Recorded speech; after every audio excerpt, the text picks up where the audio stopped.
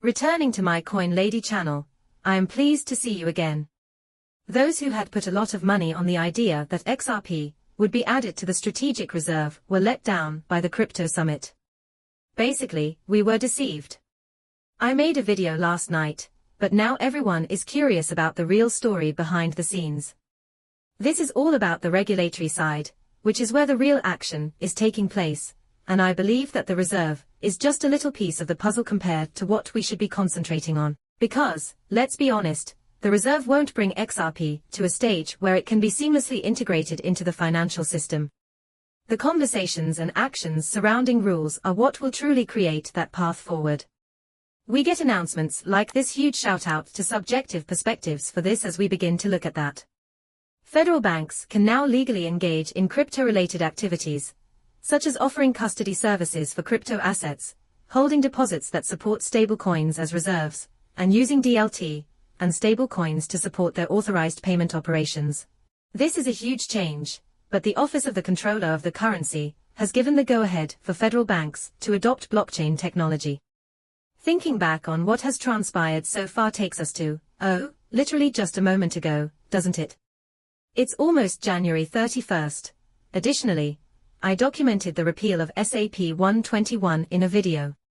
For banks to be able to hold cryptocurrency, this was a major step forward. Not only does it incorporate crypto custody services, but it also uses DLT in conjunction with stablecoins to enable their permitted payment operations, holds deposits that support stablecoins as reserves, and adds this to the mix.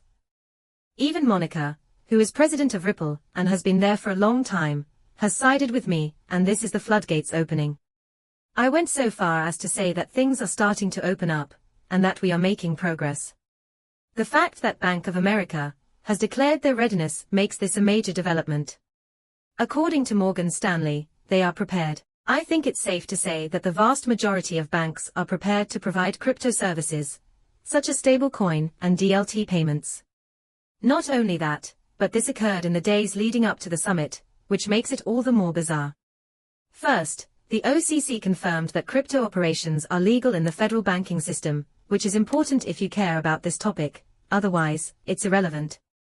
The SEC declined to take legal action against Kraken during the White House crypto event. The IRS's DeFi broker position was killed by a Senate decision. During the weeks and decades that this occurred, essentially. The point he's trying to make is that major changes are happening so quickly now that it seems like they would take a decade, but in reality, they're only taking weeks. Someone else made a similar point a few weeks ago, when they noted that the SEC is accomplishing in a matter of days what the old SEC couldn't do in more than 4 years of regulation. Even though the price movement isn't reflecting it, we are beginning to witness some of the biggest shifts occurring in the cryptocurrency market. It's odd to think about it that way, but it's real.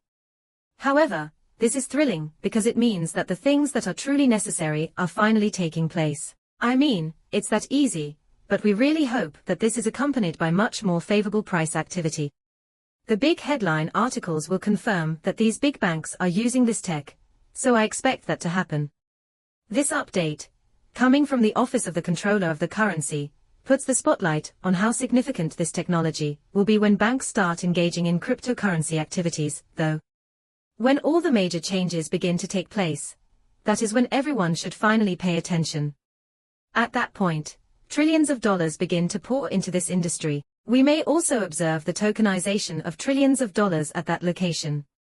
However, the complete analysis from the OCC is available here. First and foremost, today the OCC acted to reiterate that various cryptocurrency operations are acceptable in the federal banking system.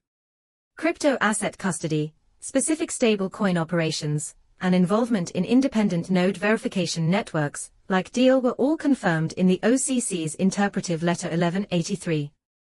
The technical term is distributed ledger, but the deal is the same. T are acceptable for national banks and federal savings associations. A supervisory non-object and proof of sufficient controls must be provided before OCC-supervised institutions can participate in cryptocurrency activity, but this condition is revoked in the letter. Since all the large barriers that have historically prevented these institutions, particularly these large banks, from engaging are already crumbling, this is essentially a green light for them to do so. Banks are expected by the OCC to have robust risk management procedures in place to support both traditional and new bank activities, which is a significant development. Banks will find it easier to participate in crypto-related operations as a result of today's move, and the OCC will treat these activities consistently regardless of the technology behind them. While I am in office, I will keep pushing for robust federal financial regulations that are both effective and reasonable. So, once again, they're still behaving in a regulatory capacity, trying to guarantee the safety of everything. But they aren't using extreme force, which would mean, effectively, cutting off all communication. They're checking to see if this technology is really thriving so that we can use it.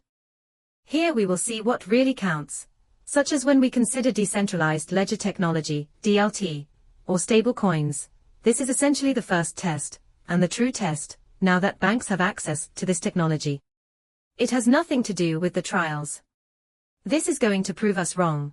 It will demonstrate the true potential of this technology, and the importance of giving it our full attention. In light of this, I am genuinely looking forward to the destruction of many of these major hurdles. To me, this really changes the game. It is truly revolutionary. Now, aside from this, we have this, because this is the major storyline. Oh no. As directed by President Trump, we will use stablecoins to ensure that the US dollar remains the world's dominant currency. As a result, Treasury Secretary, we will give the stablecoin regime a lot of consideration.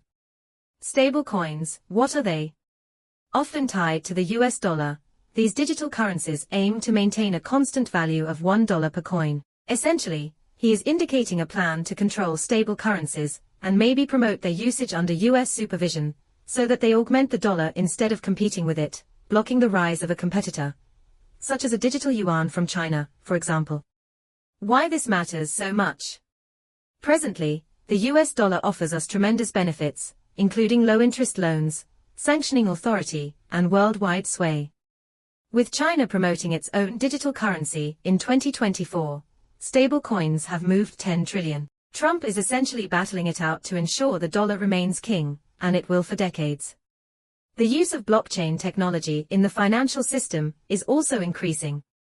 Blockchain and cryptocurrency are different, providing you have a firm grasp on the market and the best investments. A lot of money might be yours if this plan comes to fruition. Seeing my video is an honor. Bye for now, and please subscribe and like my channel.